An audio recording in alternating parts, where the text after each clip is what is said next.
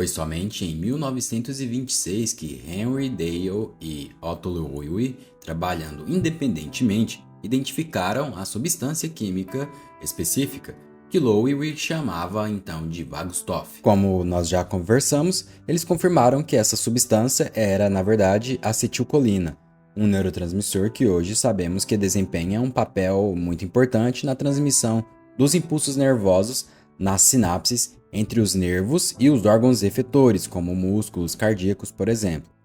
No caso, o músculo cardíaco, né? Temos somente um. Por suas descobertas, Dale e Loewy receberam o Prêmio Nobel de Medicina em 1936. Então, 13 anos depois do experimento de Loewy, ele recebeu o Prêmio Nobel. Só que até então, ainda pairava a dúvida se os músculos também recebiam estímulos provenientes de substâncias químicas como desencadeantes de respostas motoras. O experimento de Otto demonstrou que sim, na verdade, a resposta seria sim, mas ainda não ficaram convencidos disso, na verdade. Daí duas correntes de pensamento emergiram, uma fisiológica e outra farmacológica. Cada uma defendia um único mecanismo para toda a transmissão sináptica, e nós vamos conversar sobre isso agora. De modo geral, alguns nomes importantes surgiram, e os fisiologistas eram liderados por John Eccles, aluno de Sherrington, e ele argumentava que a transmissão sináptica era elétrica. E a sua hipótese era de que o potencial de ação no neurônio pré-sináptico gera uma corrente que então flui passivamente para a célula pós-sináptica, que é a célula que está após aquele que foi estimulado. E de outro lado, os farmacologistas, liderados por Henry Dale, que defendiam então que a transmissão é química e que o potencial de ação no neurônio pré-sináptico leva à liberação de uma substância química que, por sua vez, vai iniciar uma corrente na célula pós-sináptica. E afinal de contas, quem estava correto?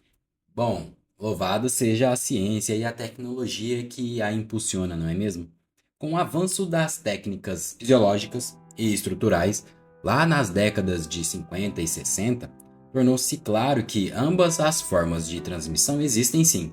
Embora um transmissor químico seja usado na maioria das sinapses no sistema nervoso central, algumas operam puramente por meio elétrico. Quando a ultraestrutura das sinapses foi analisada, com a utilização da microscopia eletrônica, foi possível identificar que as sinapses químicas e também elétricas possuem estruturas diferentes umas das outras. Ou seja, não só existe um mecanismo de transmissão diferente, como para cada um existem particularidades.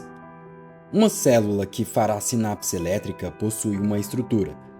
Uma célula que faz sinapse química terá outra estrutura.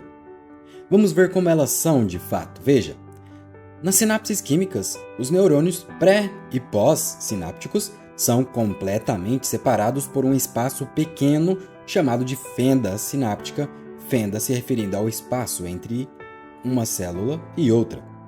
Um espaço muito pequeno, mas notório. Então, não há continuidade entre o citoplasma de uma célula e o da célula seguinte. Por outro lado, na célula que faz sinapse elétrica, as células pré- e pós-sinápticas comunicam-se por meio de canais especiais, que são os canais de junção comunicante, do inglês Gap Junction Channels, que diretamente conectam o citoplasma das duas células. Então, as células que fazem sinapses elétricas versus as que fazem sinapses químicas possuem a sua morfologia diferente uma da outra.